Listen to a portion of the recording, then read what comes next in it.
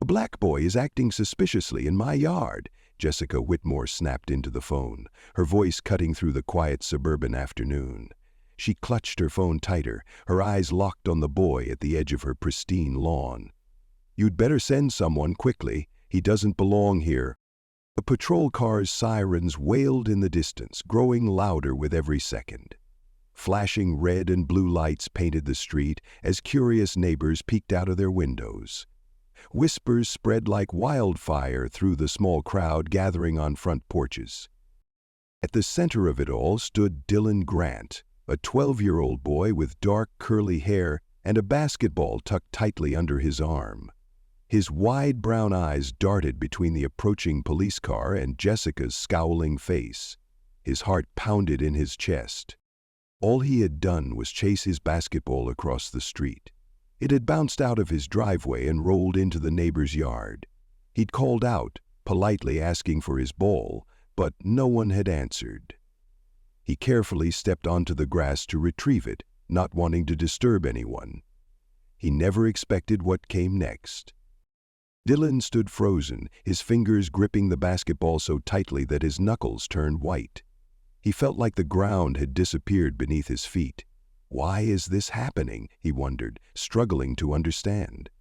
His mom had always told him to be careful, never to give people a reason to question him. But how could grabbing a basketball be a reason? Inside the house, Jessica paced near the window, glaring at Dylan with thinly veiled contempt. "I know his type," she thought, her mind racing with assumptions. "They're always up to something." She didn't care to ask questions. She didn't care that Dylan's eyes reflected nothing but confusion and fear. All she saw was a threat. The police car came to a stop and 2 officers stepped out, their faces unreadable. They moved with calm authority, but every step felt heavier to Dylan. His breath caught in his throat as they approached. One officer stopped a few feet from him and asked, "What are you doing here, son?" Dylan's voice was barely a whisper. I just came to get my basketball," he said, holding it up as if it could somehow explain everything. Before the officer could respond, Jessica stormed outside. "That's him!" she shouted, pointing an accusing finger at Dylan. Her words were dripping with certainty. "He's been snooping around here all day. He doesn't belong in this neighborhood. He's probably scoping out houses, looking for something to steal." The air grew thick with tension. Neighbors exchanged uneasy glances, their curiosity now tinged with judgment. Dylan felt every eye on him, waiting, watching. His chest tightened as he struggled to speak. The officer's gaze flickered to Jessica and back to Dylan. "Were you trespassing?" the officer asked, his voice steady but firm. The question hit Dylan like a punch. He blinked, his mind scrambling for the right words. "I wasn't trespassing, I swear. I was just getting my ball," he managed, his voice trembling. Jessica folded her arms, a smug expression plastered on her face. "Oh, sure," she sneered. "That's what they always say. It starts with a ball, and before you know it, they're casing the place." Have you ever witnessed someone being unfairly accused like this? Share your thoughts in the comments and tell us where you're watching from. Dylan felt the world close in around him. His eyes darted from the officer's serious expression to the growing crowd of neighbors watching from their porches. Each stare felt like a judgment, silently branding him guilty of something he hadn't done. His chest tightened, his breathing shallow. His fingers clutched the basketball like it was the only thing grounding him. He glanced back toward his house, desperately hoping to see his mom. She'd know what to say, she'd tell them the truth. But she wasn't there. Just him, standing alone in the eye of a storm he didn't understand. The officer looked back at Jessica Whitmore, his brow furrowing. "You said he's been here all day." Jessica nodded, folding her arms with a smug grin. "That's right. I saw him lurking around earlier. Who knows what he was up to?" Her words stung like daggers, each one cutting deeper. Dylan wanted to scream, to shout that it wasn't true, but his voice, caught in his throat, tangled with fear. The way Jessica looked at him, it wasn't confusion or curiosity. It was disdain, pure and simple. Dylan opened his mouth to defend himself, but before he could get a word out, Jessica pressed on. "Kids like him don't just wander into yards for no reason," she said, her voice dripping with condescension. "They're always looking for trouble. You give them an inch, and they'll take a mile." The officer's face was unreadable, but his posture grew more rigid. He turned to Dylan again. "Son, I need you to tell me the truth. Were you planning to enter the house?" Dylan's head snapped up, eyes wide with disbelief. "No! I swear I just came to get my ball. I didn't do anything wrong." His voice cracked, the fear and frustration finally spilling out. Jessica shook her head, her eyes narrowing. "Oh, they always have an excuse," she said, loud enough for the growing crowd to hear. "You can't trust them. They'll lie straight to your face." The small group of neighbors murmured in agreement, their whispers blending into a low hum of suspicion. Some glanced at Dylan with furrowed brows, their faces filled with doubt. One woman whispered to her husband, "I always knew something like this would happen one day. You can never be too careful." The officer hesitated, his hand hovering near his radio. The weight of the situation pressed down on him. He glanced between Dylan and Jessica, trying to decide what to do. "Please, can I call my mom?" Dylan's voice was barely audible now, trembling with desperation. His eyes pleaded with the officer, searching for a sliver of kindness, a hint of understanding. The officer exhaled slowly. "All right, kid," he said, lowering his radio. "Call your mom." Dylan fumbled with his phone, his hands shaking as he dialed her number. It rang once, twice, then a calm, familiar voice answered.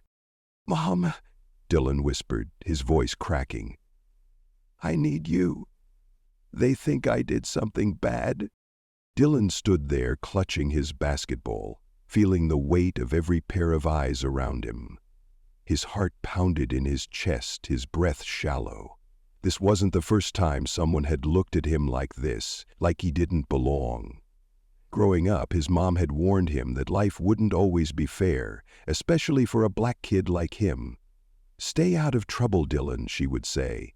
"People will make assumptions, and they won't always be kind." But today felt different. Today he hadn't done anything wrong. He was just trying to grab his basketball, something so simple, so innocent. And now he was caught in a whirlwind of accusations that made no sense at all.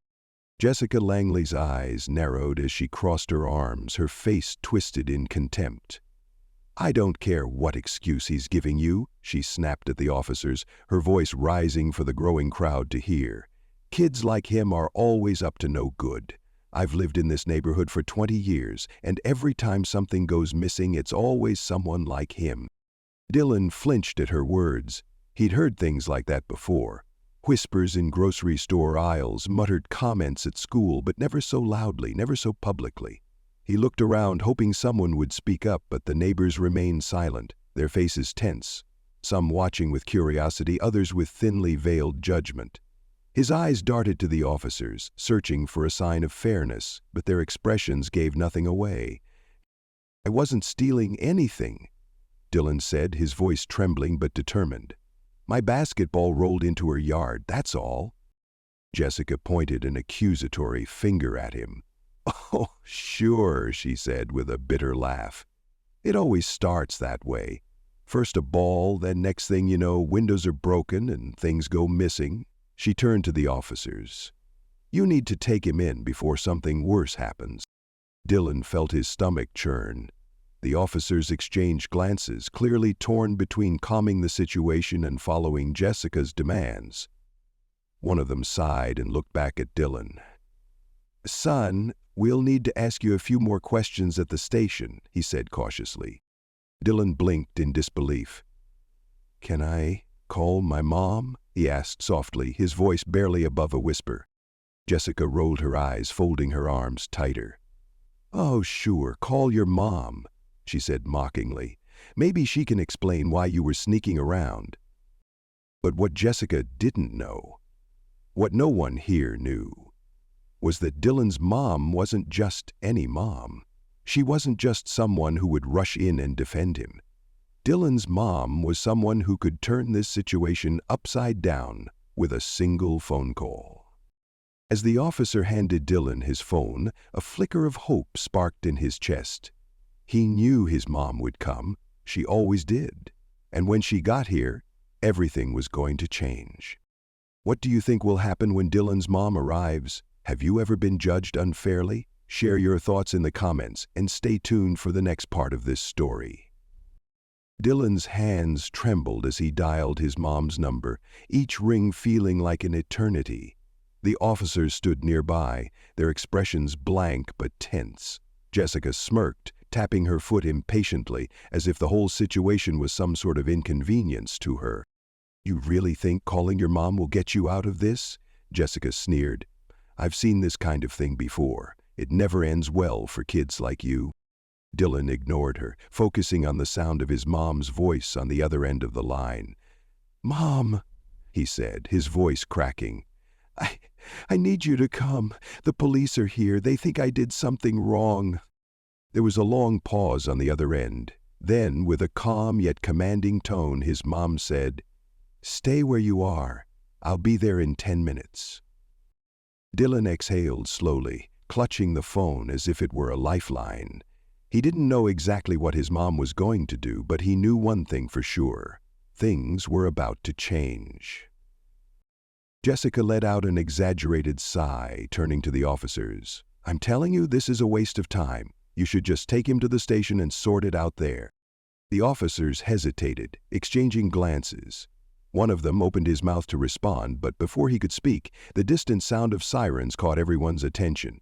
At first, it was just a faint hum, but within seconds, it grew louder. Closer.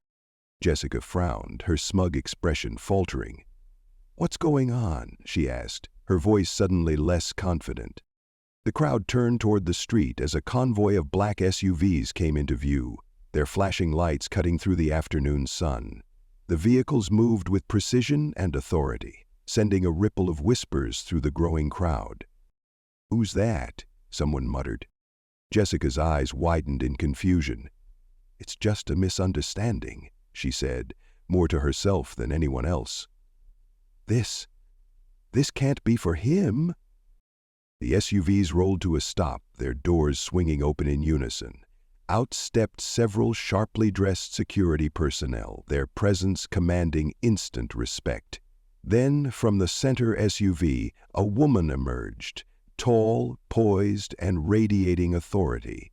Her eyes locked onto Dylan immediately, her expression unreadable yet powerful. It was Dylan's mom, Monica Reynolds, the newly elected mayor of the city and one of the most influential women in the state.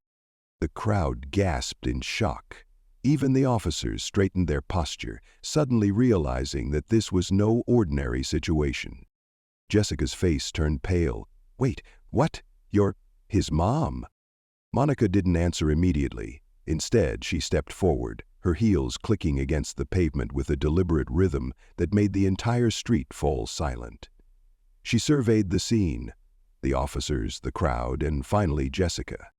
Her voice, calm but razor-sharp, cut through the tension like a knife.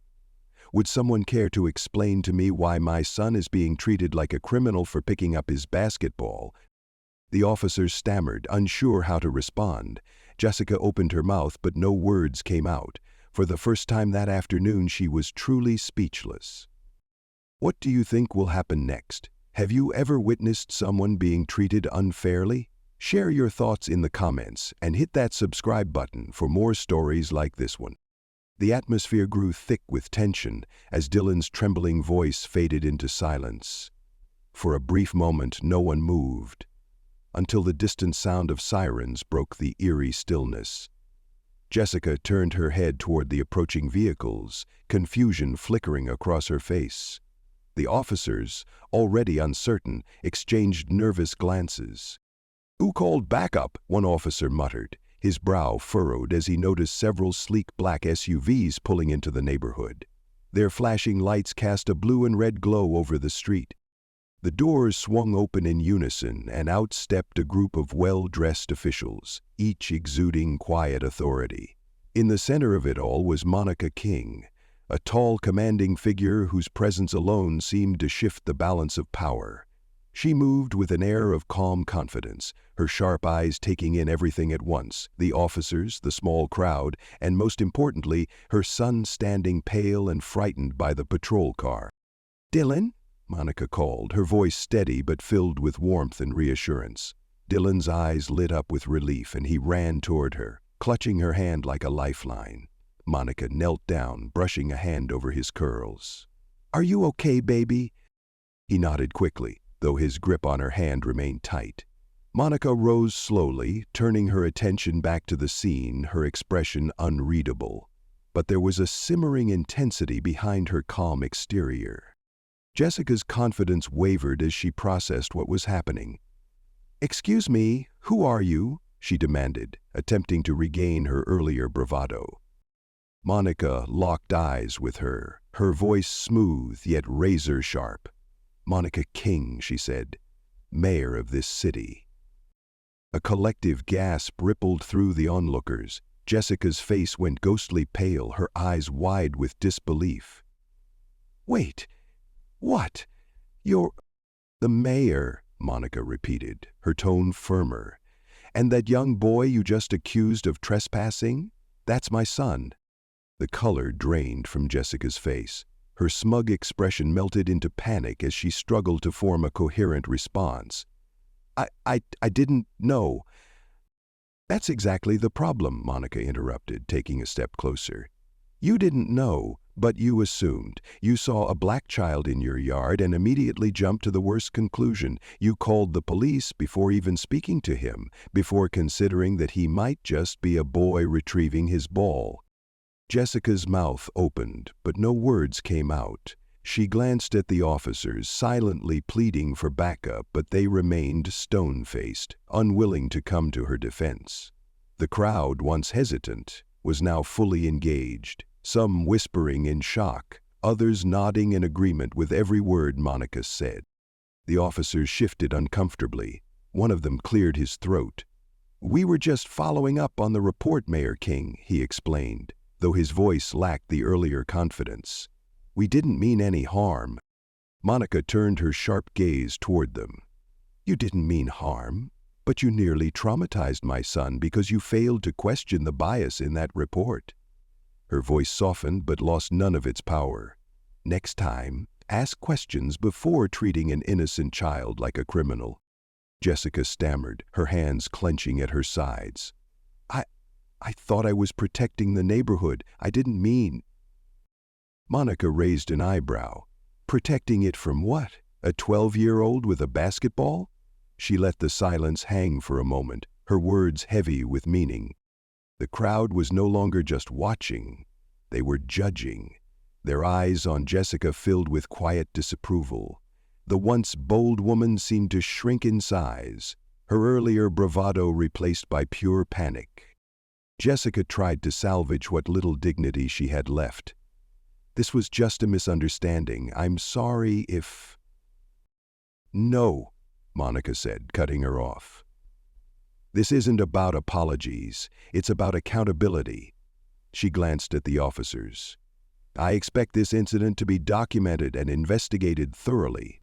The officers nodded quickly, their professionalism snapping back into place. "Of course, Mayor King." Jessica stood frozen, her world crumbling around her. Monica's calm but commanding presence had flipped the entire situation in an instant. What started as an accusation meant to humiliate Dylan had turned into her public reckoning. Jessica stood frozen, her bravado utterly shattered. The crowd whispered among themselves, their murmurs swelling with judgment and disbelief. The officers remained silent, their eyes now firmly fixed on Monica King, the one person who held all the authority in the moment. Monica straightened her posture, her eyes locked on Jessica. "It's easy to say you didn't mean harm," she said, her voice calm but sharp. "But intentions don't erase the damage caused. Today, you didn't just make an assumption. You weaponized your bias and tried to paint an innocent child as a threat." Jessica swallowed hard, her face pale, but Monica wasn't done. You made my son feel unsafe in his neighborhood, a boy who loves basketball, who was simply retrieving his ball from your yard, and yet, in your eyes, that made him dangerous. Tell me, would you have done the same if he didn't look like my son?" Jessica's lips trembled. She glanced at the crowd, her earlier confidence now replaced with desperation. I wasn't thinking, I just thought—" Monica leaned in slightly, her voice dropping just enough for everyone to hang on her every word. "Exactly. You didn't think. You let fear and prejudice think for you."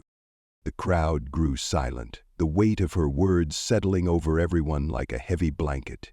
For some, it was a moment of self-reflection. For others, it was an overdue reckoning. Then Monica turned to the officers, her commanding presence leaving no room for hesitation. "I want this incident properly documented and investigated. My son, and every child in this neighborhood, deserves to feel safe, without the fear of being profiled or criminalized." The officers nodded in agreement. "Understood, Mayor King. We'll ensure it's addressed." Monica knelt beside Dylan, giving his hand a gentle squeeze. "You did nothing wrong, baby," she said softly. "Never let anyone make you feel otherwise." Dylan nodded, his eyes bright with relief and admiration for his mother. He stood taller, no longer the frightened boy from moments before. Monica rose again, turning back to the crowd. "This isn't just about my son," she said, her voice steady and clear. "This is about every child who's been made to feel like they don't belong. It's about every family who's had to live with the constant fear of being judged not by their actions, but by their appearance. That ends now." A ripple of applause broke out from the crowd. Quiet at first, then growing louder. Neighbors who had once stayed silent began to clap, their faces shifting from uncertainty to admiration. Jessica, however, stood frozen, unable to move as the reality of her actions hit her like a wave. Her once supportive neighbors now watched her with disappointment and disdain. Monica took a final look at Jessica, her expression unreadable but her message clear. "Think carefully before you act on assumptions like this again. Next time, the consequences may not end with a simple apology." The crowd nodded in agreement, their applause turning into a standing ovation for Monica. Jessica's head hung low, her world crumbling around her. Monica gently placed an arm around Dylan's shoulder. "Let's go home," she said softly, guiding him back toward their house. The street that had once felt hostile now seemed to transform. Neighbors smiled and waved at Dylan as he walked by, many offering him words of encouragement and praise.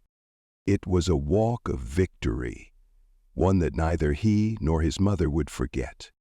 As Monica and Dylan made their way home, the air buzzed with a new energy. What had started as a hostile confrontation transformed into something far more meaningful. A powerful lesson for an entire neighborhood. But for Jessica, the reckoning wasn't over yet. The officers approached Jessica one last time, their expression serious but professional. "Ma'am, we'll be filing a formal report on this incident," one of them said. "We recommend you attend bias training and community outreach programs as part of a resolution process." Jessica opened her mouth to protest, but the words caught in her throat. Her earlier arrogance had dissolved into raw embarrassment. The neighbors who had once smiled at her now whispered behind her back, their eyes full of disappointment. She nodded weakly, her gaze fixed on the ground. Monica turned back one final time, her voice softer but just as resolute.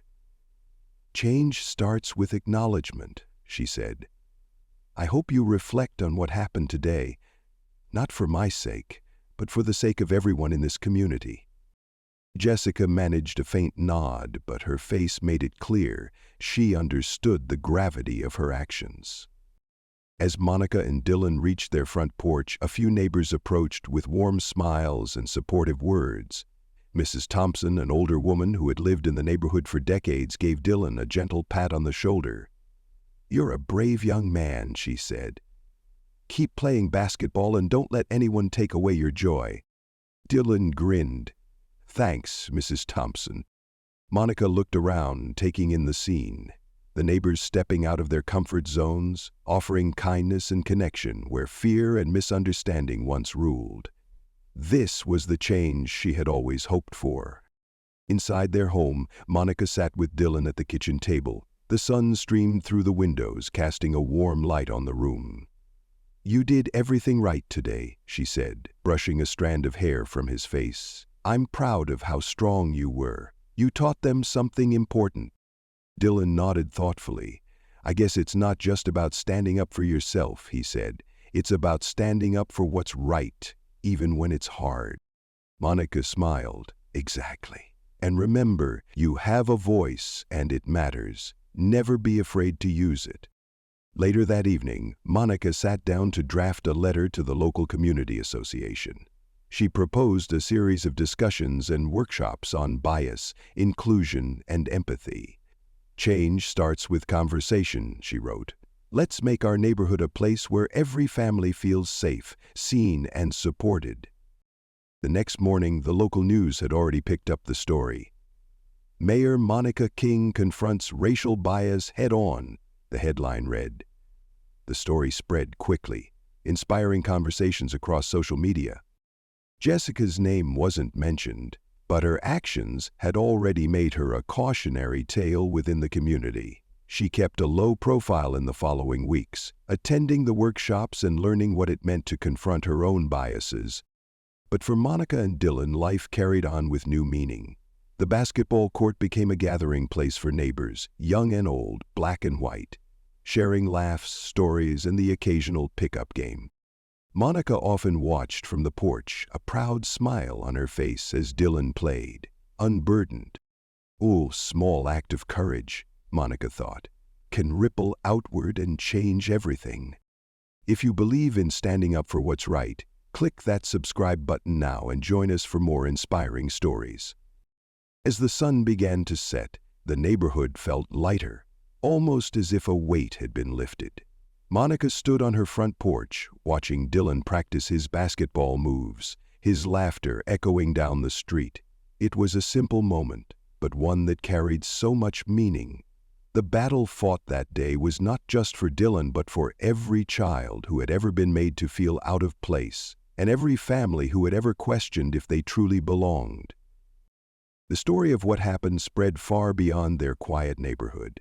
Local news stations picked it up, showcasing Monica's calm but firm stand against injustice. Social media buzzed with the hashtag Justice for Dylan, with thousands of people applauding her courage and Dylan's strength. Comments poured in from strangers offering words of support and solidarity. Your story inspired me to speak up for my son, one parent wrote. This brought tears to my eyes. Thank you for standing up for what's right, said another.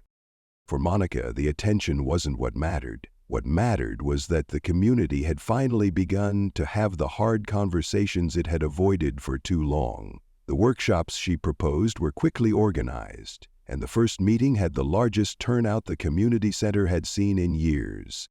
Neighbors who rarely spoke to each other sat side by side, listening, learning, and opening up about their own experiences and biases. Jessica attended each session, her once rigid posture softening with every meeting. She didn't speak much at first, but when she finally did, her words were genuine. I was wrong, she admitted one evening. I acted out of fear and ignorance. I'm trying to do better, for myself and for this community. Monica nodded in quiet approval. Change wasn't instant, but it was happening. Back at home, Monica and Dylan reflected on everything that had unfolded. Dylan leaned against the kitchen counter, his eyes thoughtful.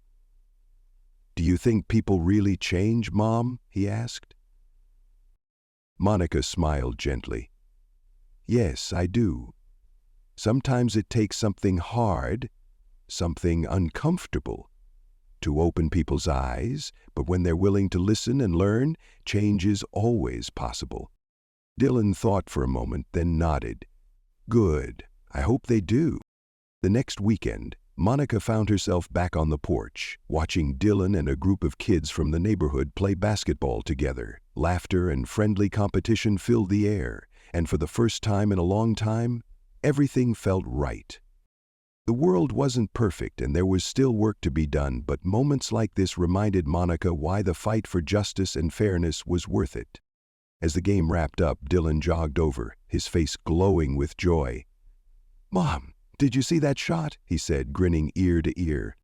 "I sure did," Monica replied, pulling him in for a hug. "And it was amazing, just like you." They stood there for a moment, taking it all in, the struggles, the lessons, the victories. It all led to this. "Remember," Monica said, her voice soft but full of conviction, "your voice is powerful. Never be afraid to use it. You can change the world, one step at a time." As Dylan nodded, the camera of life seemed to zoom out, capturing the warm glow of a family stronger than ever, a neighborhood on the path to healing, and a community forever changed by one act of courage. This story is a powerful reminder that kindness and fairness are not just ideals, but responsibilities we must uphold every day. It shows us how assumptions, no matter how small, can cause deep wounds and divisions. But it also proves that the courage to speak up can change everything, even the hearts of those who seemed beyond reach.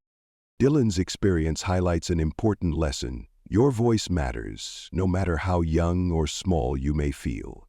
Standing up for what is right may not always be easy, but it is always worth it.